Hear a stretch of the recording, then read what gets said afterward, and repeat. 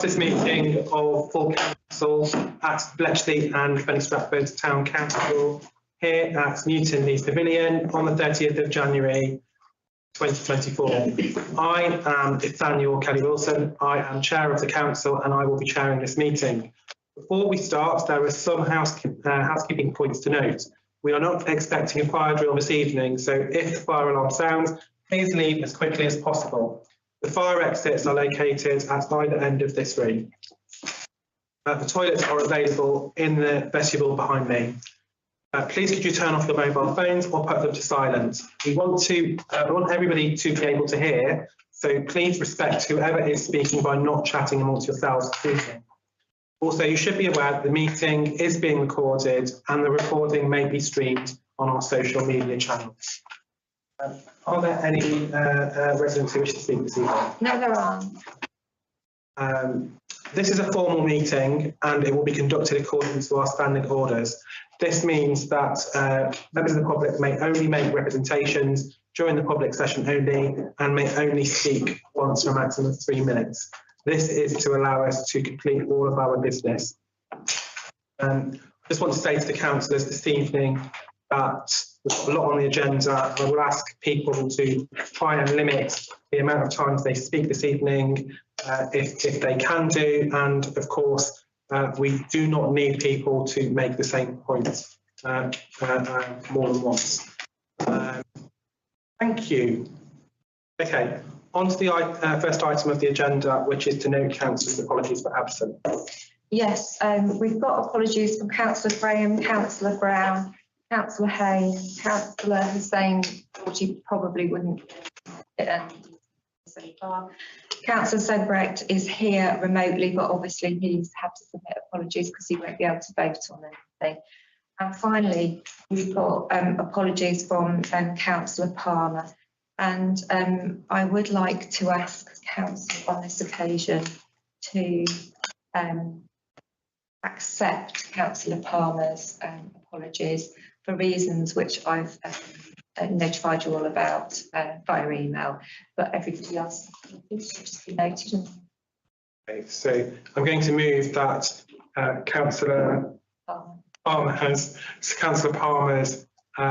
apologies are accepted whilst all of the councillors are noted. Are all members happy with that? Agreed. Yes. Agreed. Thank you. Okay, on to the agenda. So, do any councillors have any declarations in matters on the agenda?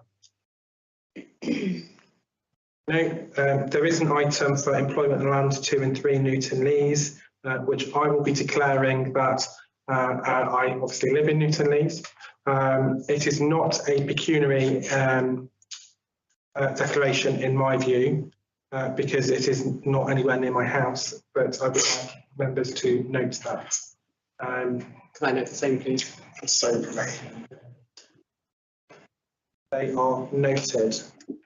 Okay, if we can go on to minutes of item 3 of the agenda, which is minutes of the meeting of full council on Tuesday, the 28th of November. It's not my intention to go through all of the meeting minutes. If anyone's got any comments, then please say so now. Okay, so I will take that as acceptance that you are happy for me to that the minutes are agreed, and that you're happy for me to sign that they are a true and accurate reflection of the meeting. Is that correct? Great. Thank you. Next item on the agenda is to note the position with remaining casual vacancies. The council currently has 3 casual vacancies, 1 at Eton South, 1 at Granby, and 1 at Manor North and Eton Lees Ward. As there are elections this year on the 2nd of May 2024, the 6-month rule has come into effect and there is no requirement to co-opt these vacancies. All council seats will be up for the election and the town clerk will be promoting the opportunity to stand as widely as possible between now and the election. Are you happy to note that? Thank you. Chair, could I just ask for you to consider something else? As an omission on my part, there should have been an agenda item to give our two most recently co-opted councillors the opportunity to be elected to committees. And I didn't include it on the agenda, but I would like the opportunity, I would like you to consider whether as part of this item you can allow them to express their preferences for committees and to yes. I'm happy to do so. Do you know what committees you would like, you'd be interested in? For me, yes, I do. So basically I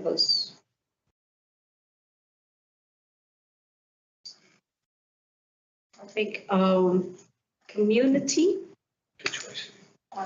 And I've actually highlighted the four of them. There are four of them in my list. It's the finance, the community, planning. There's one more, but I'm not really sure of the names. Yes, there are no vacancies on the employment policy committee. No, I wasn't, not the employment. This is environment and planning. Yes, environment and planning, finance, and the community. Excellent, thank you. Are members happy to elect Councillor Fernandez to the committees that she stated? Right. Agreed. Definitely. Thank you. Thank you. That's carried. To finance and planning, those are the two that I thought were most interesting. So are members happy to elect Councillor Joshua to the committees that he stated? Yeah. Voice in favour? Thank you. That is carried. I would now like to go to item 9 on the agenda, if we could, which are about financial matters. And we will have the discussions about any of our financial matters and the budget first. Is there any particular order you wanted to do these in? Are we happy? Just in the order they're on the agenda, please, if that's possible, because we have got a presentation to present at some point which follows that order. Lovely. Okay, so if we go to item 9.1, which is to ratify a list of payments made or due to be made by the council before the next meeting of the Finance and Governance Committee. That's pages 41 to 46 in your pack. Do any members have any comments about any or questions about this item? No, so I will move that this list of payments is ratified. Do I have a seconder? Great. Okay, all those in favour? I think that is unanimous. Thank you, councillors. Next item on the agenda is to note a financial management information report showing income and expenditure for the financial year 2023 to 2024. It's been tabled. That's been tabled and should be in front of you. Are there any comments or questions on this item? No, Chair, I was just going to point out, yes, has been tabled, unfortunately got missed off the agenda document. So I've got as an RFL but nothing to report. Okay. I think that Jason cuts off. Sorry, Gavin. Just for the wellbeing line, I just want to see that we've got the budget at 52,200 and we spent 36,000. We've got 15,000 variance. Do we think we're going to spend that for the year? Yes. Okay, that's good. So I will move that this is noted. Do I have a seconder? Thank you. All those in favour of noting the reports? Thank you. It is noted. That is unanimous. Next item on the agenda, 9.3, to review the draft capital budget. This is pages 55 to 56 of your pack. Is there anyone who wants to speak to this? Sorry, Chair, I think we've missed the draft revenue budget review. Oh, sorry. Sorry. We'll go back to 9.2. It's pages 47 to 54 in your pack to review the draft revenue budget for financial year 2024 to 2025. Would you like to start your presentation at this point? Because it does include the revenue budget, doesn't it? We could, or I can just present this and we'll move on to it in the presentation. Yes, I'd just like to point out that obviously this draft revenue budget is a combination of input from all our committees over the last few months, and this was presented to the last full council meeting. And then subsequent to that, there's been some points made by different members of the council, and those have been fed through to this final draft revenue budget. Any comments or questions on the report?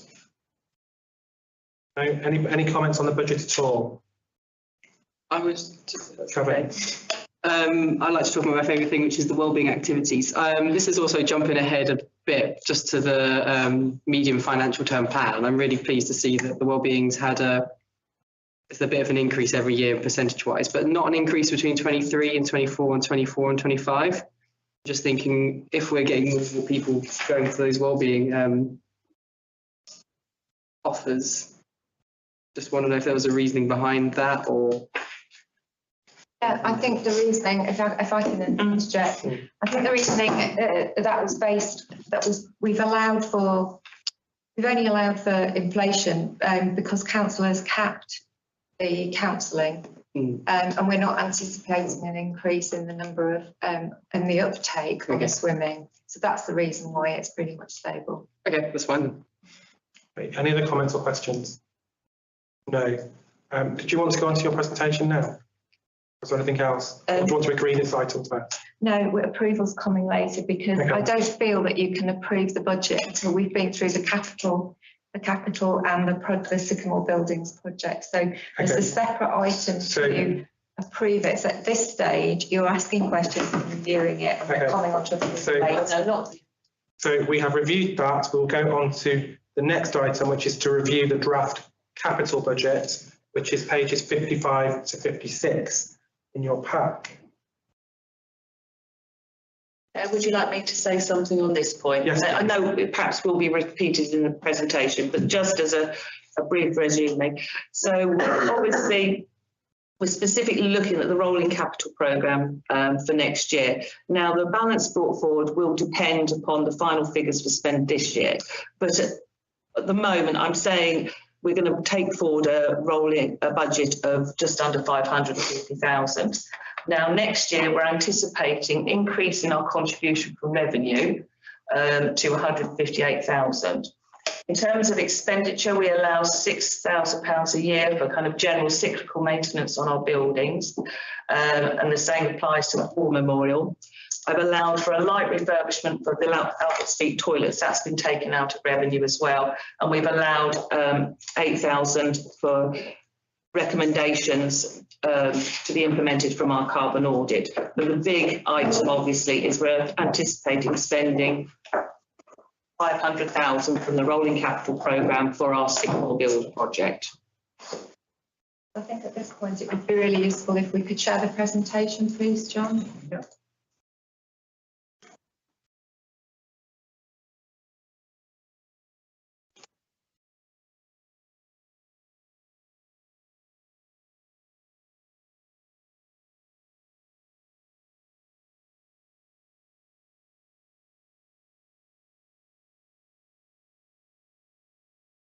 You want to move on?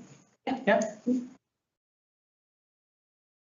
As I said, the draft revenue budget that you had in the pack is obviously our day-to-day expenditure.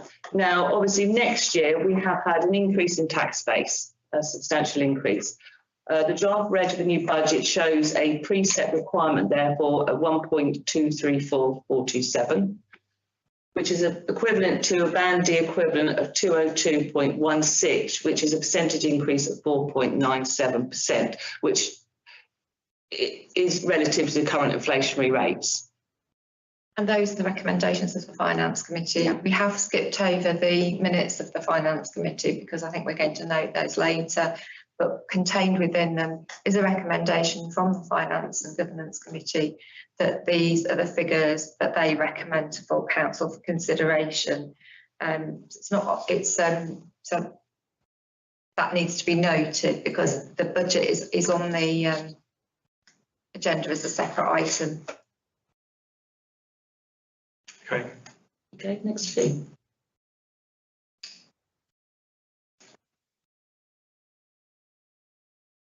This is actually just an analysis. It was brought up in a previous meeting that wanted to kind of see why the change from 23-24 to 24-25. Obviously, the main differences are detailed here. Community engagement with the committees have requested another 20,000 in additional for events. We've got a 55k increase, basically because of the annual inflationary pay award. We're increasing our contribution to the rolling capital programme substantially. It was 50,000 this year. 12k is in relation to kind of the full year cost of the landscaping contract. We've actually had to reduce the potential interest received for next year because obviously we'll potentially be using, well, we will be using some of our reserves, and obviously we get a good rate of return at the moment, that is going to reduce. Because we've now opted to tax on Fenny Stratford Community Centre and Newton Lees Pavilion, we do not have to make a provision for irrecoverable VAT next year, to the sum of 20,000.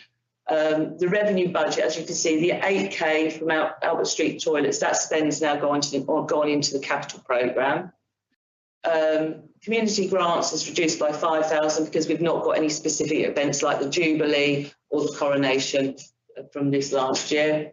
Now, there is a reduction in the advice service and the youth work. Now, it's not actually a reduction as such, it's because we have always over budgeted. We don't actually have the providers to meet the full budget expectations. So we felt it was more prudent to actually be more reflective of the current services we provide. So that's kind of the key analysis of why we're changing the revenue budget year on year. I'd like to make a point if I may, Chair, if that's possible.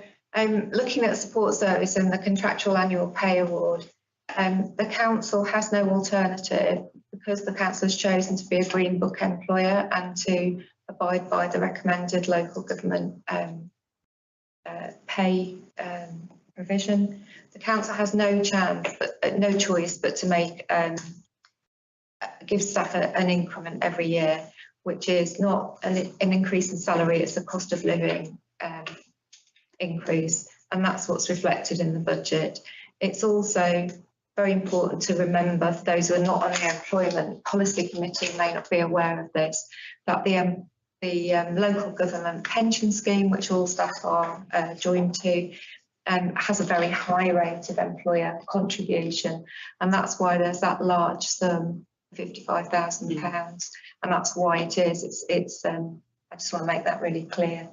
So that was a question that I had, and I think you've answered most of it. I think the other thing as well, and I'm assuming that will go into that, is employers' national insurance, which is a tax on employees. Yes, that's included within that. Nobody's getting a 55k increase. It's actually no. A lot of it is pension and taxes. Pension and yeah.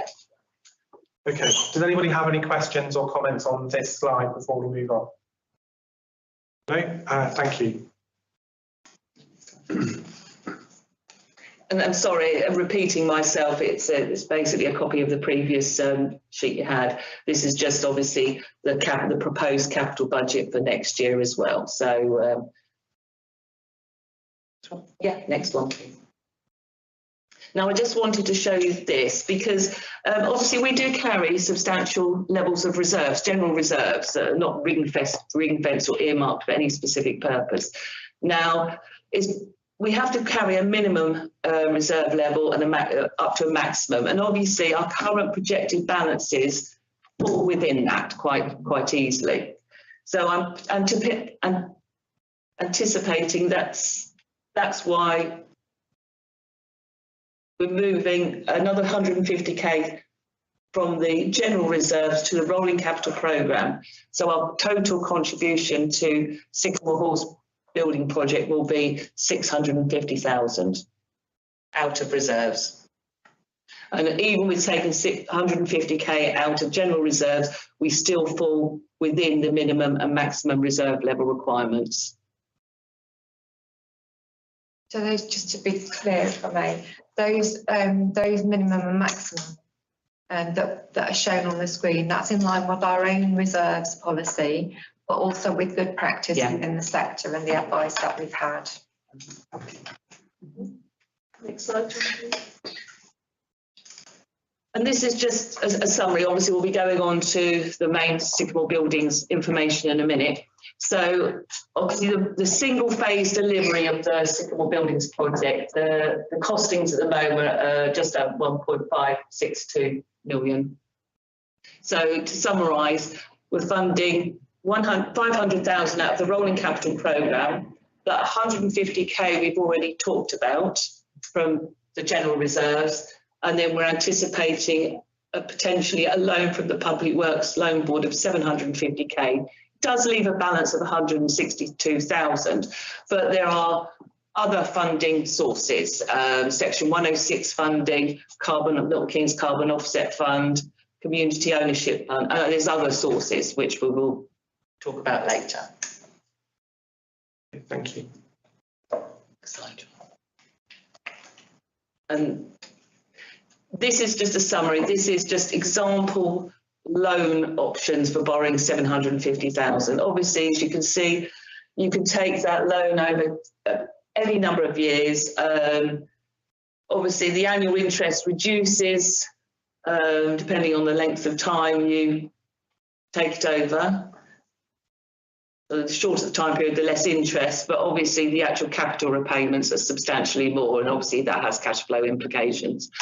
Interestingly enough, I updated these interest rates. They have actually gone slightly down from the 19th of January, and at the moment I'm not sure that the market knows exactly what it's doing, but you know, we're not at that point. Interest rates could change substantially until we're at the point where we need to take that loan. So they're just examples, really.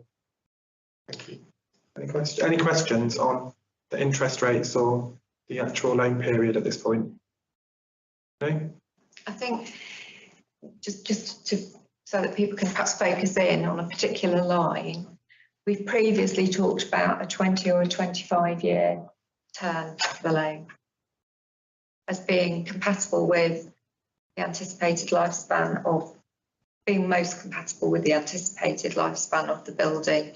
Obviously, a 10-year loan would be ideal, but whether that's sustainable is another factor. Is that a fixed interest rate or is it above Bank of England? Unfortunately, because we can only borrow through the Department of Housing, Levelling of Communities, we can only borrow in this way. Once we take the loan out, the interest rate is fixed at the time we take the loan out. There is no possibility of paying the loan back early, and we can't renegotiate it. So we really need to only borrow the amount that we absolutely need to borrow. So although this has been based on 750,000 because we think that's realistic, obviously in terms of that balance that we saw earlier on, we need to maximise our potential for getting other sources of funding and borrow up to 750,000. Once the loan is agreed, if it is agreed, we don't have to draw it all down at once. We can draw it down, in increments, but there's no option to, for the interest rates to change. Okay, thank you.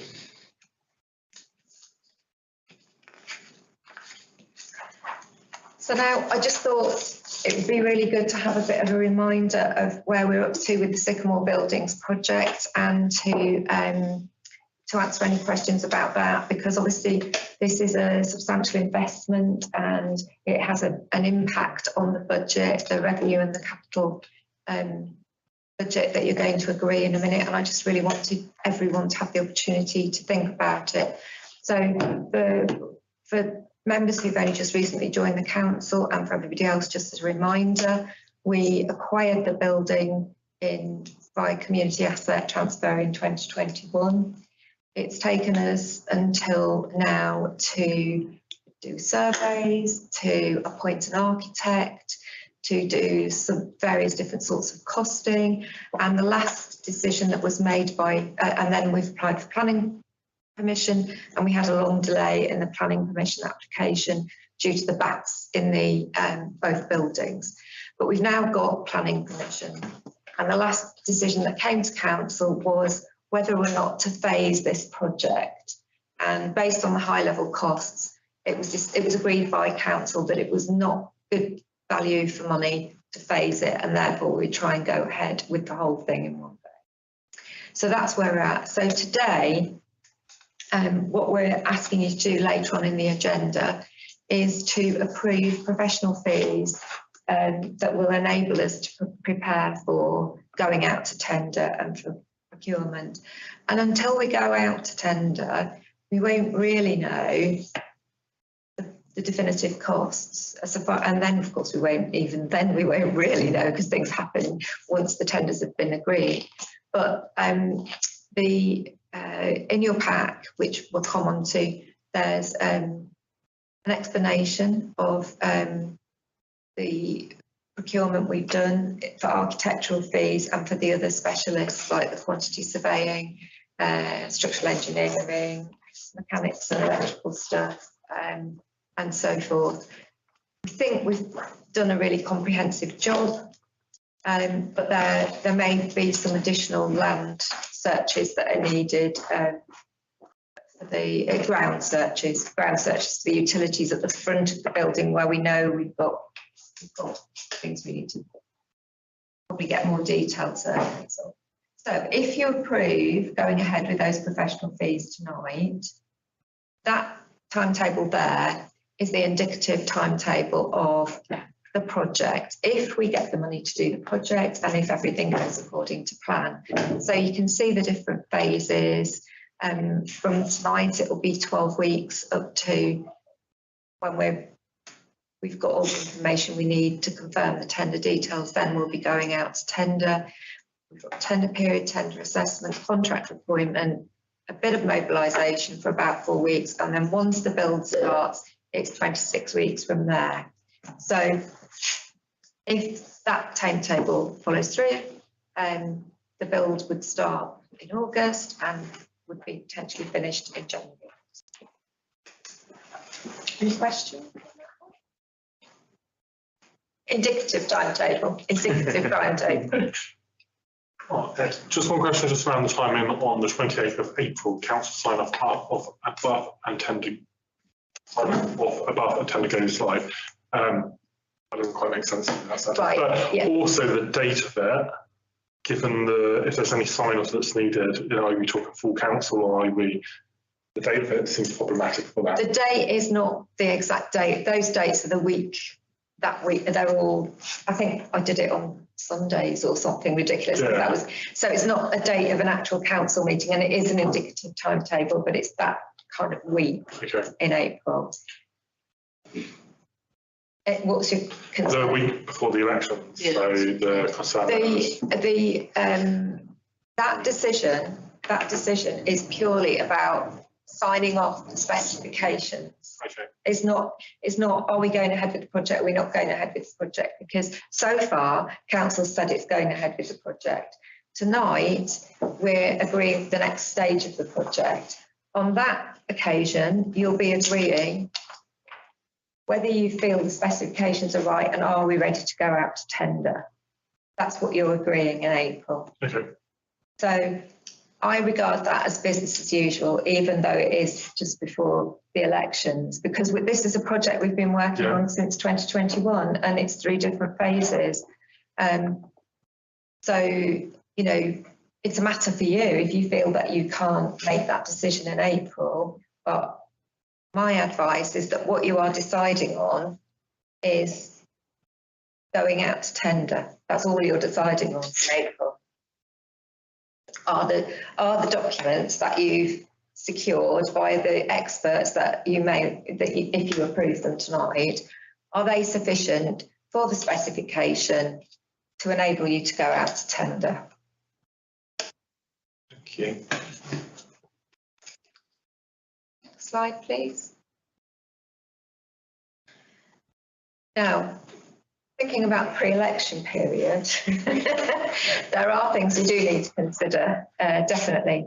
So if council approves the fees tonight to prepare for procurement, we need to do a consultation, a community consultation, and we do need to get that consultation in before the pre-election period, which starts on the 25th or the 26th of March, depending on whose calculation you're working on. So what we need to do is do a community consultation. We've calculated the best period for us as an organisation is from the 26th of February to the 22nd of March. So this consultation is really, really important. Firstly, because the community, this is an expensive project, and the community we need to get their support for doing a project of this size. Secondly, if you want to borrow, and also for the sort of grants that we want to apply for, we have to be able to demonstrate community support. And the best way to do that is through a really serious community consultation. For the Public Works Loan Board loan, we have to ask the community if they're in favour of the project, and we have to be able to demonstrate the number of responses, the way in which we ask the question, and the ways in which we've engaged to receive the answer we get. So the first question, that's pretty much prescribed, that question that I put on the board, question 1.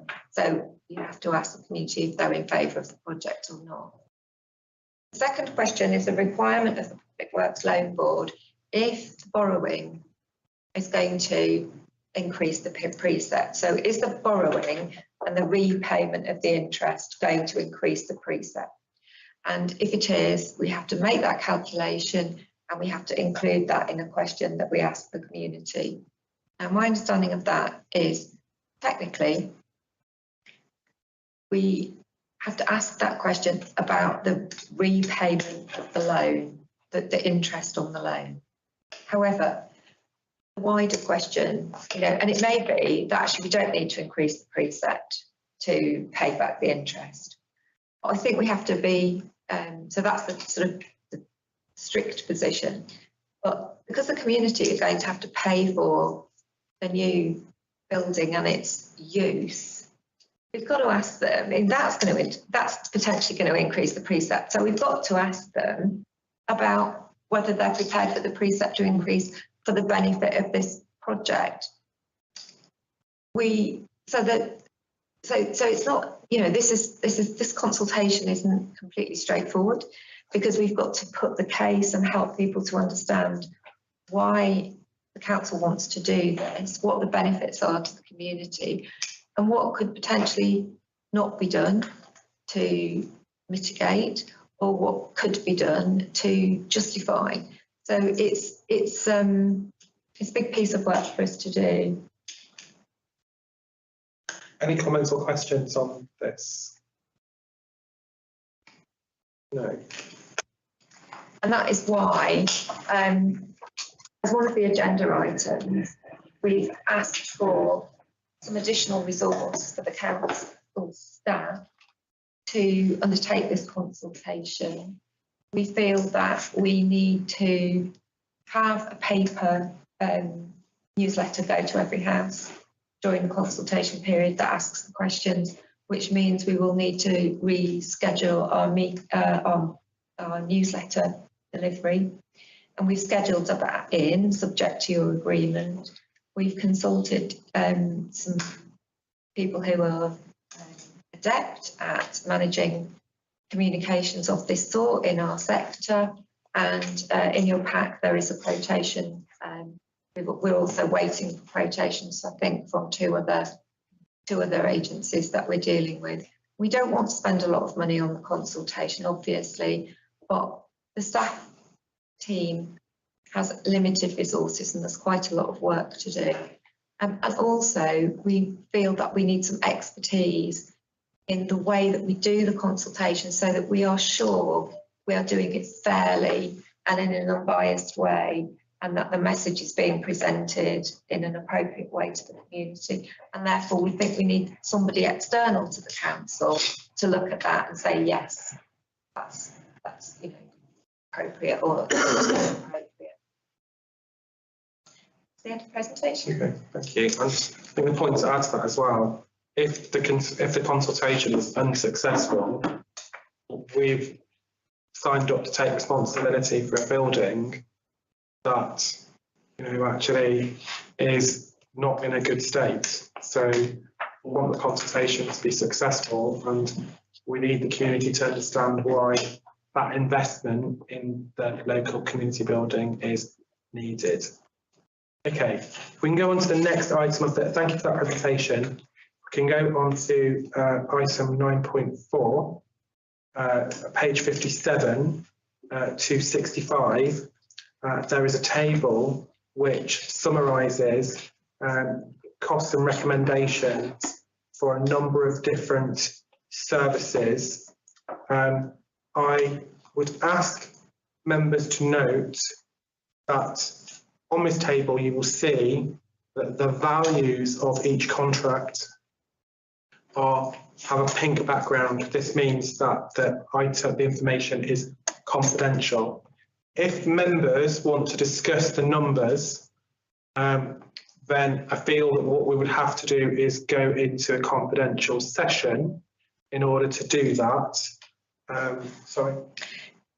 Just to say, yes, the information is commercially sensitive. However, the table has been prepared so that it says provider 1, provider 2, provider 3. Okay. So as long as you stick with those names, naming conventions, you can discuss the detail of the quotation, but you cannot in the public domain use the names of the providers. Thank you for the clarification. So the pink column is actually it's not about confidentiality, it's the recommendation. Thank you. Right, so we will first have any comments or questions about architectural and management services, for which provider 1 has stated, can I say the value? Yes. Of 19,500. Provider 1 have been appointed to undertake the initial work on this project. The scope of work included in this quotation is specified in the quotation document. We have already been paying some costs, and architectural costs are phased throughout the life of the project, and this quote will not cover the remaining life of the project. It's actually to cover the next phase of the project. Are there any comments or questions from any persons here? I think all of the people that I know that have been involved with provider 1 are satisfied that with the level of support and engagement that we have had from the provider. Any comments? I think that I think I included we can mention the name here because the architect is known, really. Okay. And there is no other architect who can really take this forward at this stage, having done this work. So I don't really think there's an alternative to proceeding with the existing architect. That's my opinion. Okay, so I'm going to move that we do contract with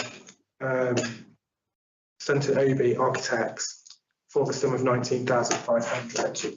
Do I have a second there? All those in favour? Anybody against? Any abstentions? So that's one person against. That is carried. Next item is asbestos survey. I will not mention the name of this provider. In this case, the asbestos survey would be the cheapest provider. The Town Council has previously used provider 1 for our asbestos work. Up-to-date detailed asbestos survey is a requirement for other contractors to work safely in the building. I will therefore move that we appoint provider 1 for the asbestos survey. Do I have a seconder? Thank you. All those in favour of appointing provider 1? Anybody against? And any abstentions? So that's carried with one person against. Next item is inspection and building control. Sorry, I can see that Councillor Hume has just got his hand up. I don't know how I should word this, but I am connected with one of the organisations on there, so I will excuse myself to be voting on that particular one. Thank you.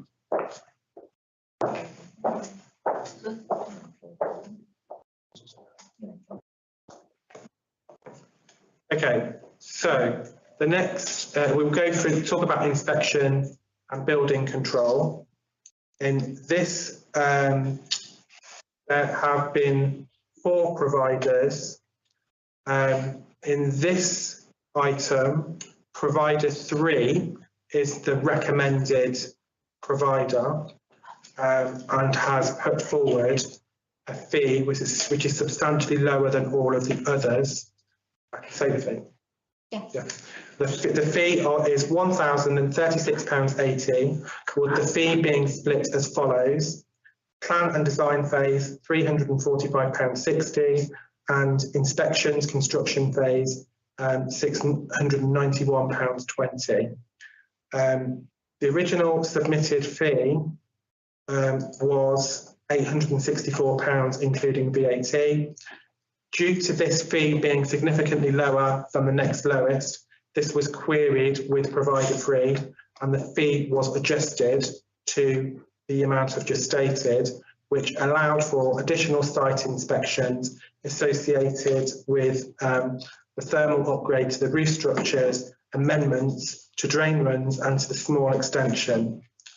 Also, provider 3 also clarified the fee includes the building regulation meeting as part of the plan checking process. The architect was happy to work with all of them. The architect is currently working with another parish council on a similar project, and the level of service provided has been good. Are there any comments or questions on this item? No? I will therefore move that we appoint provider 3 to the contract for inspection and building control. Do I have a seconder? Thank you. All those in favour? Anybody against? That's carried unanimously. Thank you. Councillor Hume.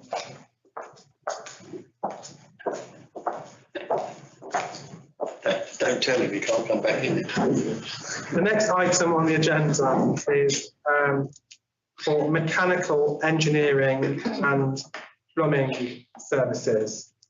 So this contract, there are 3 providers that have put themselves forward, and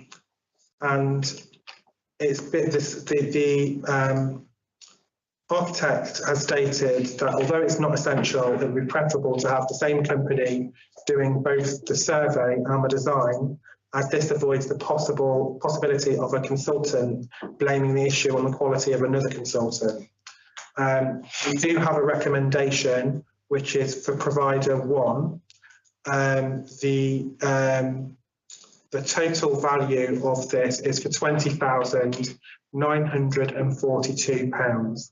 There is also an extra £989 that would be required for an energy performance certificate. I personally believe that is something that we would need, particularly with some of the grants that we will go for. We want to show what the building's current energy performance is and what the building's energy performance is after the build. So I think that it feels to me that's a Hobson's choice. We've got to include it. So I would be moving to appoint provider 1 for the fee of £20,942 plus an extra £989 for EPC fees. Are there any comments or questions relating to that? No. Okay. Do I have a seconder? Thank you. All those in favour of appointing provider 1? Anybody against? Okay, that is carried unanimously. The next item is for quantity surveying. There are 3 providers that have actually put their quotations in. The recommended provider is provider 3. The provider has done some work for us already on this project, and they were a firm of previously a firm of that's based in our local area and have knowledge of not only the local area but also the building that we are dealing with. And so I'm proposing that, unless sorry, are there any questions first before I make the proposal? No.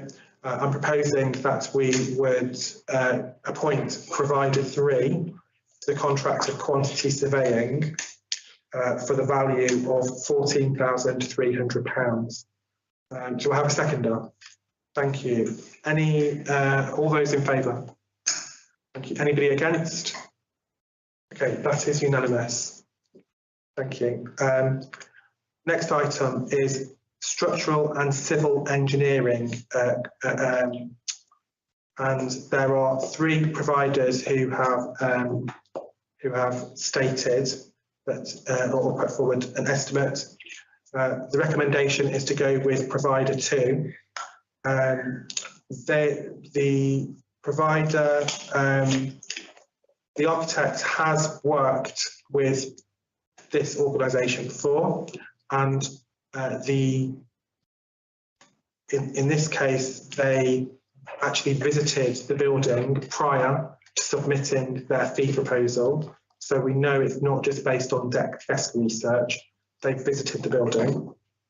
The architect has worked for them before regularly over the last 5 to 10 years, and they've provided a good level of service.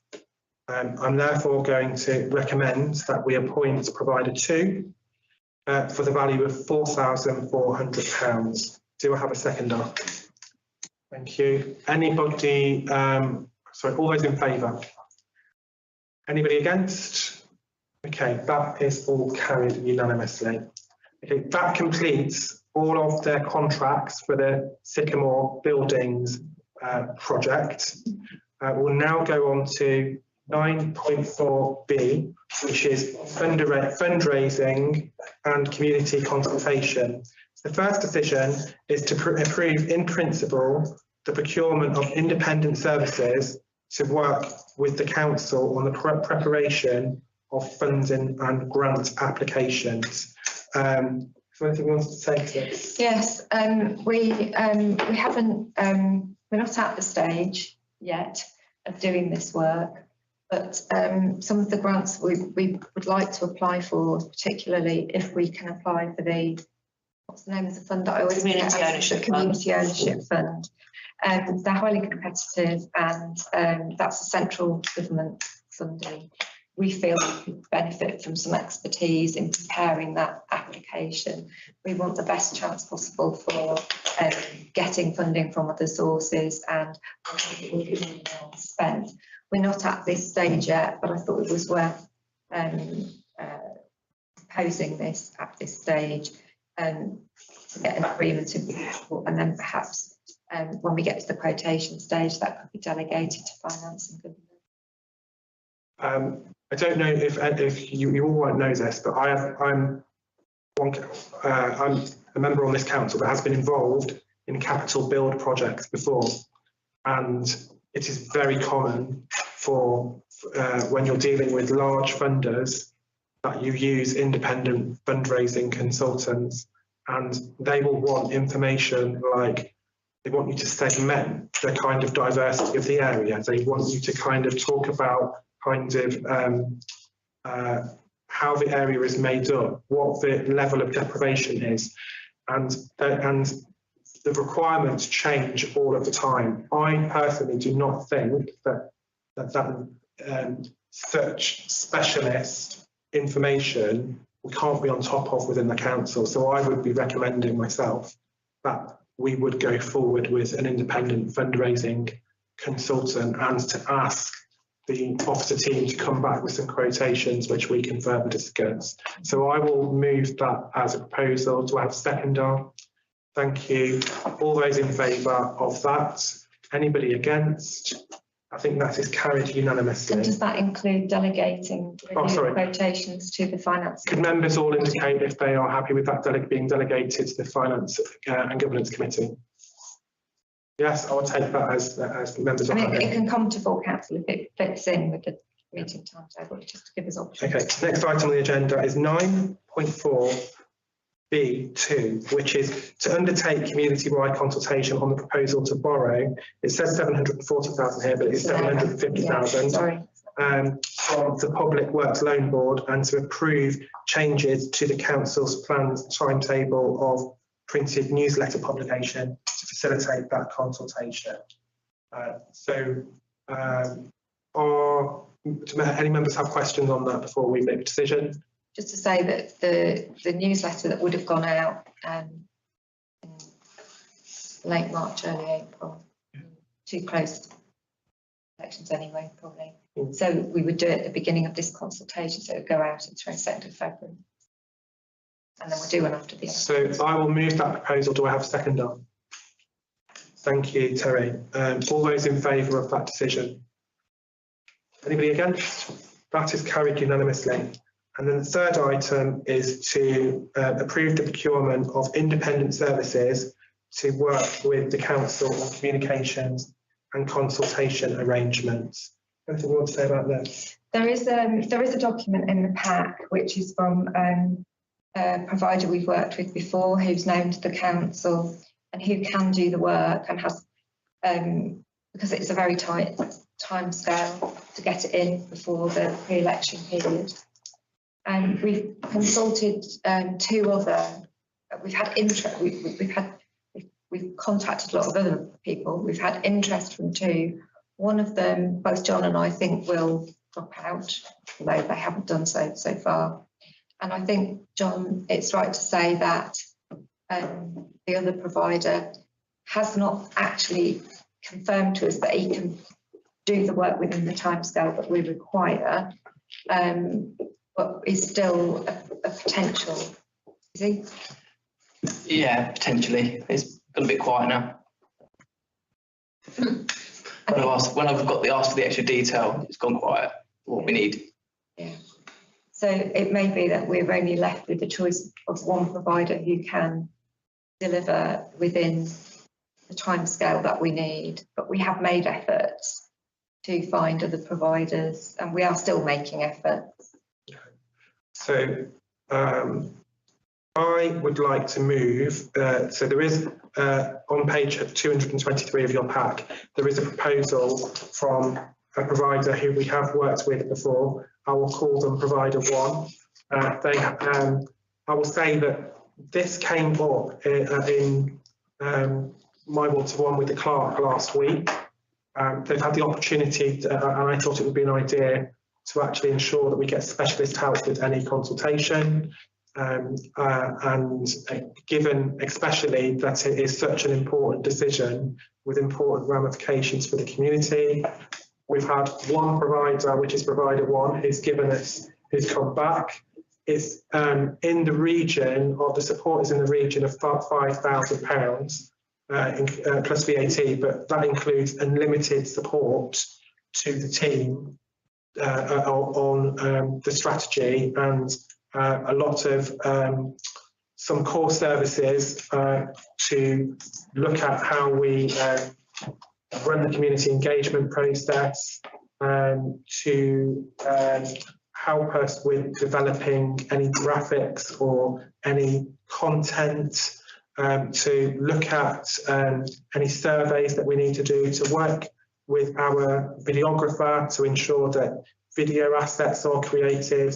It's very detailed, and there are two optional bits in the amount that I've covered, which included writing the newsletter for us, and also doing some social media advertising campaign. Now, those are the two last bits are bits that could be done by the council very easily, but I just think it's better to lump it all together as one big project that is managed and which leaves the officer team to manage the project without having to also focus on the delivery of the same items, and it's in the same period that we will be kind of preparing to have elections. So it's my proposal that all of those items are given to provider one, and which we account for up to £5,000 plus VAT.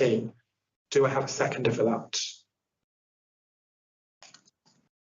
Yes, thanks, Terry. Before we go to the vote, is there any questions or any comments that people of what we've got on this piece of work before we go to the vote? No? Sorry. I don't seem to be convinced, Ethan, of the requirement. We've got existing staff that are already producing newsletters and so on of a high quality. We know that the quality of that newsletter has gone up substantially, and yet we're now saying we now need outside assistance to do something similar. So I think that £600 of the amount that I've said is actually about running the newsletter. There are so for the core amount of that, what will be provided is, as I said, I'll probably best that I read from the information. So they will provide support for the community engagement process from 31st of January through to the 22nd of March, which will include unlimited liaison, support and advice from the team at Provider One via email, phone and Zoom calls. They will immediately start with a session tomorrow to ensure that they have clarity over the council's timeline, to ensure they have correctly captured the council's requirements. They will facilitate a messaging workshop to deliver and better understand the key messages required to promote the benefits of this project, and to identify likely objections that might arise and how they can be overcome. They will use this information to create text content for our use, including on our website or social media. They will create social media graphics and website graphics for use by the council. They will create other visual assets requested. As I said, they will liaise with our videographer to create video assets. They will work with officers to create appropriate press releases during the different stages of the consultation process and timeline. They will create and manage the survey to be used during the live consultation period, which our team will have access to. They will create the artwork for a printable version of the survey to be printed on demand in order to support accessibility and inclusion. And they will provide us with the data and the report once the survey is closed. I think I just want to add to your point. Yes, I think it's really important, but we've got a really specialist project here. And if we look at other councils that are doing work of this value or even bigger, they will bring specialists in to work on this specialist project. And I also think that all the work that's being done on the town deal and also the regeneration on the lakes, they brought in specialist people to help with this, and I think it's really important. Delia, you've got your hand up. I understand what you're saying, Councillor, about us having the skill within the team. I have to say that we are not communication experts, and I think what concerns me is the critical nature of this consultation, and the fact that it must be fair. We can't bias it from within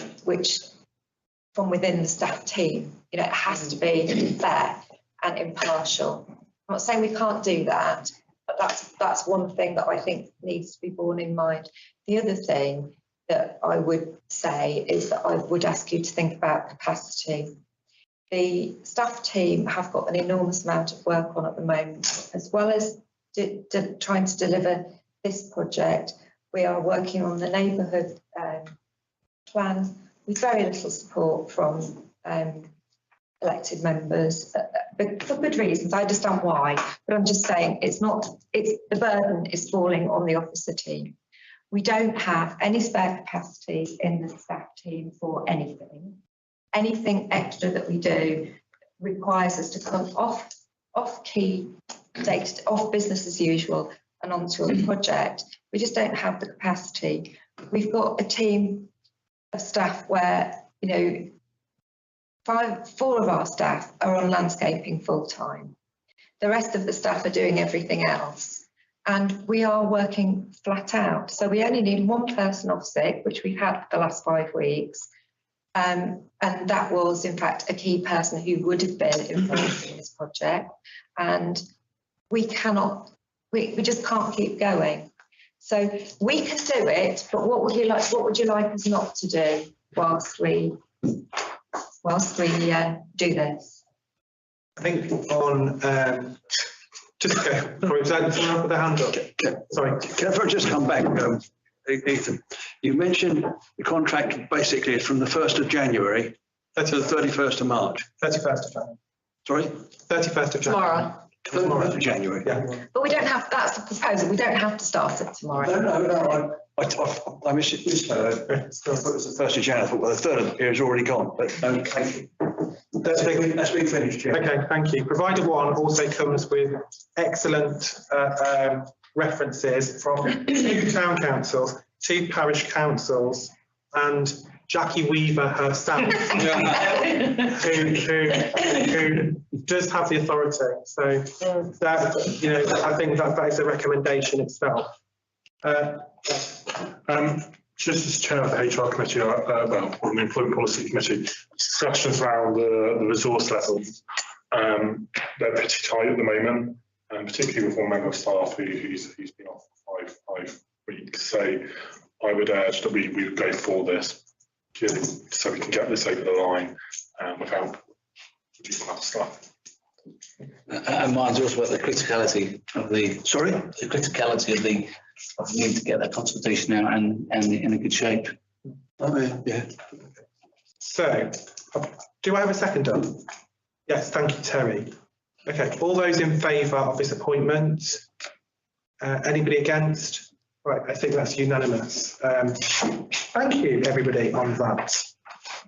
Next item is to review the council's medium-term financial plan, which is pages 229 to 232 in your pack.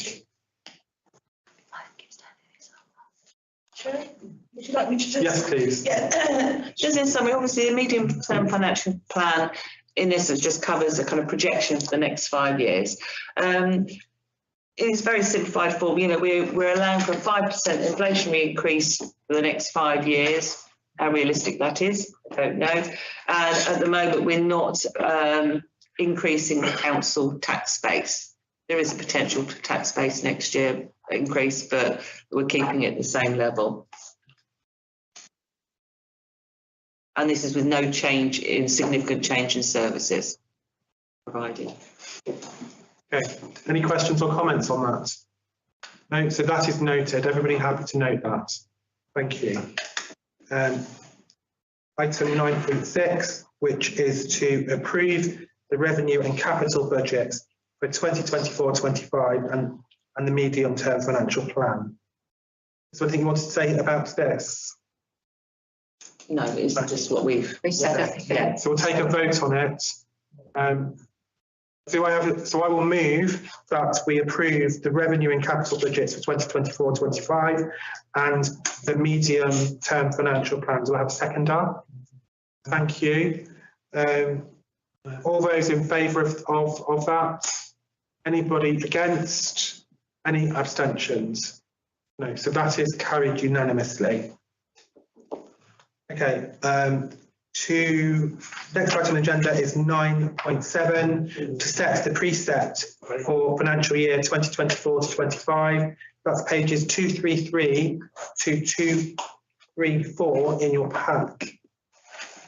Is there anything you want to say about this? Only in terms of, we've agreed the revenue budget, the precept required to create a nil revenue budget is £202.16, which is a band D equivalent, an increase of 4.97%. So the recommendation from the Finance Committee is that we would adopt a precept amount of 4.97% this year. Keith, as the Chair of Finance, is there anything you wanted to say in relation to this? I'm going to keep quiet now, Chair. Was there anything? While I'm still in front. Thank you. All right. So did you want to propose this as the? Yes, I'd propose it then, Chair, that we accept the precept as recommended by the Finance Committee. Thank you. Is there a second, Dan? Thank you. All those in favour? Anybody against? That is unanimous. So thank you. That is to accept. Sorry.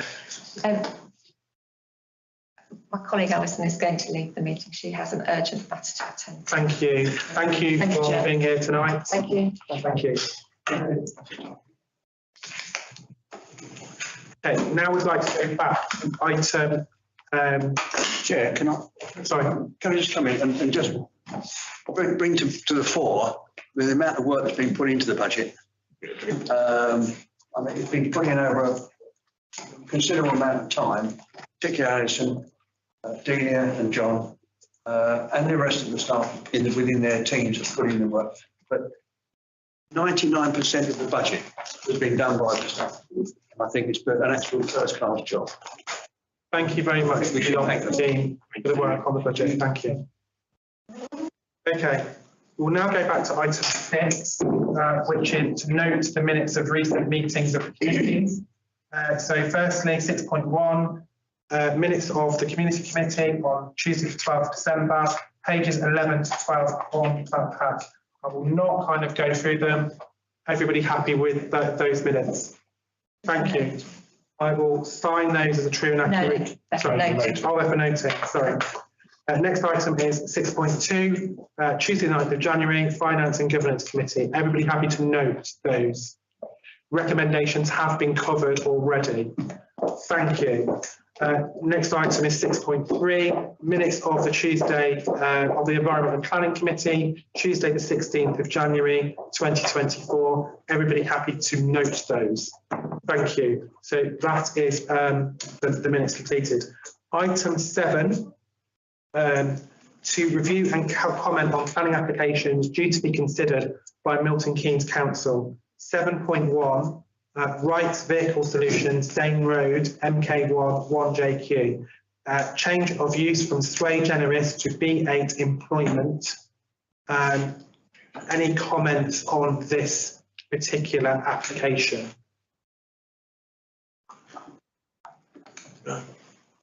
Sorry, I'm going to take that as no comment on this application. Yes, no comment. Thank you. We'll move on. 7.2, 48 Barton Road, Bletchley, replacement of corrugated plastic roofing with cold deck flat roof, which is a retrospective item. Any questions or comments? No? Does anyone wish to make a comment on this application? No? So no comment.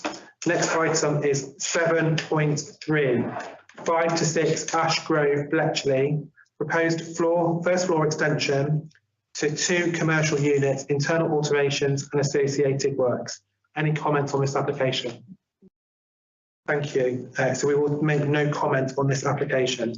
Next item, employment land 2 and 7.4, employment land 2 and 3, Newton Lees, Milton Keynes, MK3 5SD, erection of up to 113 residential dwellings, with access parking, landscaping and associated works, and construction of a store ancillary to Taylor Wimpey's offices. This has been discussed by a previous committee. Is there a reason it's come back? I'm not sure. I think it's an error because we've already dealt with it. Okay. So we believe that this was actually discussed last week by the finance. Yeah. Thank you. So we will make no further comment other than the one that we've made. So next item on the agenda is 7.5, 13 Victoria Road, Bletchley, MK2 2NG, erection of a 2-storey and single-storey rear extension to existing Class E use building. This is a resubmission. Any comments about this particular application? No, so we'll make no comment to this application. Next item, 7.6. Then Bletchley landfill site, Guernsey Road, Newton Lees, MK3 5FR, relating to the use of approximately 28 hectares, 70 acres of landfill land for the installation of solar photovoltaic energy and battery energy storage with ancillary infrastructure. Any comments that anyone wants to make about this? Just to note, it's not a full application. It's if you've noticed, it's just Environmental screen. impacts. So this is likely to come back when it's a full application. Okay. So we'll make no comment on that. Everybody happy with that? Thank you. Just quickly go. So now we will go to item 10. I apologise for moving backwards and forwards tonight. Oh, sorry. No. We'll go to item 8, which is to review and note the results of the resident survey undertaken in late 2023. This is page 17 in your pack. Any comments that anyone would like to make on that? Chair, the reason it was on the agenda tonight, and I'm sure everyone has already had sight of it before, the reason it's on the agenda tonight was because we did ask a question about the budget, but I know that the community committee and that full council has already viewed it. You've had sight of this before you set the budget, set the precept, and you've had sight of that before tonight. But is there anything else arising out of the, I think we'd just like to know if there's anything else arising out of the resident survey that you think we should be addressing as a council so that the officers can do preliminary work on it. Any comments or questions at this stage? I'm sure they will come back, and I'm sure that the community committee is very interested in the results of this. Okay, we'll now go to item 10, which is to approve the draft calendar of meetings for the period March 2024 to June 2025, and that is at pages 235 to 238 in your pack.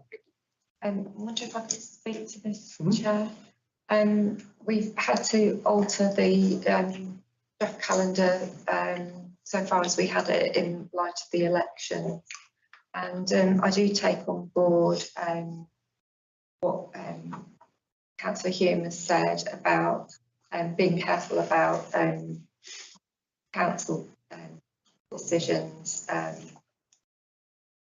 during the election period, and that's why the annual meeting of council follows so promptly on the first possible day after the elections in the revised calendar on the 7th of May. The column on the right, there's the current calendar column, and then there's the proposed revised calendar column to its right. I originally included some changes to the community committee and the employment committee. What I'd like to, which were brought forward, what I'd like to suggest that that's not practical now, and we should, for those two committee dates, we should stick with the original ones, or at least stick with community committee date of the 13th, and potentially reschedule employment if we can't get a quorum for the 20th. I think was the issue and why we suggested bringing things forward. But I'd rather delay that to the 9th of March. Just taking account of the issues that we've got and the scale, I can't get the agenda out for for employment on the 13th of February in time. It would need to go out very quickly. Any comments or questions? No. So everybody happy to approve this draft calendar of meetings with those two changes? With those two changes. I will move that. Do I have a seconder? Thank you. All those in favour? Anybody against? That is unanimous. Okay. And now on to item 11, which is our final item of the agenda, which is to receive a progress report on Bletchley and Fenny Stratford neighbourhood plan. Like to speak to I them. would, thank you. Councillor Hussain was due to be here, but something, I mean, he sent apologies and late today because something's happened at work. I can update on is that, as you know, we're now at the stage where we are undertaking the community consultation on the emerging policy ideas. We've held several consultations. I think we've had 3 or 4 so far, and we've got 2 more this week. We've been very busy with community consultations. It's been a mixed bag. We had quite poor attendance at Fenny Stratford Community Centre on Monday night, and we had even last Monday night, yesterday, we had even worse attendance at the Newton Lees one last Saturday. But the other 2, we've had good attendance and quite engagement. But what has become clear to those of us doing, staffing the consultations, and we have had some volunteers in the community who are working on the neighbourhood plan supporting us with that, is the complexity of the message. There are so many policy ideas emerging from the work that's been done, and it's difficult to convey those. And a lot of residents want to talk about current issues rather than talking about the issues for the future. It's difficult to help people who don't know the planning system to understand the constraints or planning document and a different sort of community plan. So I think the next meeting of the steering group is next week. Or is it this week? This week on Thursday. This week on Thursday.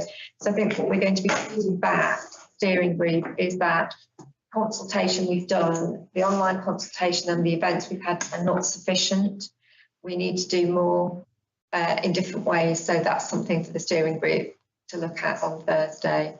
Having said that, other things, so it's not been all bad. We have had some very valuable engagement indeed, but I think we need to just think again about the way we're doing engagement with the community. Can I add as well, Clark, that we also the online responses as well, so the consultations online as well, so we are getting a lot of feedback that people are filling out that way as well, so it's not just getting feedback at the consultations, we're getting a lot digitally as well, which is it's been good. Yeah. So it's just a complex message to deliver. We are making progress. We've got our grant for this year, so we've had the grant allocated by locality, and we've had our housing needs assessment technical pack approved and our strategic environmental assessment technical pack approved. So we now have our providers for delivery of those 2 pieces of work, and we're already engaging with them. We're waiting to hear if we've got approval for a design code technical pack. So we're waiting for that. So the neighbourhood plan is really picking up speed. I don't know if other members of the steering group who are here want to say anything more.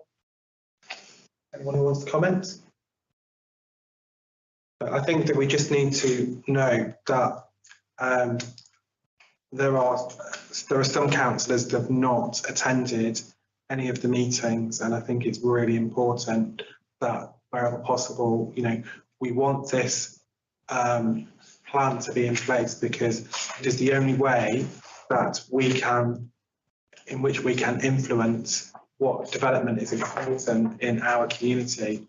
So I know that we're all really busy. I know that quite a few of us have day jobs or other things that we do outside of this council, but we are now on the home straight, and would be really appreciative if we could all get in with the lifting of this plan, which we now need to do over the next few months, because at the moment it doesn't feel like we are ready to be kind of going to a referendum. We need to get more engaged on this. So any other comments that you would want to make? No, I think that if councillors could help us just by sharing our posts about the neighbour plan on their own social media, that kind of thing. There's a lot of things that could be done that are not, you know, incredibly onerous. It's not, you know, about coming to loads of meetings. It's just encouraging within your sphere of influence to help other people to engage with the process. And it's I mean, I think the steering group will have to think some more about how we do that engagement. But obviously it's important, if we can't get people to engage at this stage on the emerging policy ideas, when we get to the Regulation 14 consultation, going to be in difficulties. So we've got to up our game on the consultation. Wonderful. Anyone want to make any comments about that before we close the meeting? Well, in that case, it's 8:51 and I close the meeting this evening. Thank you very much for attending, and thank you for those people who joined us on our social media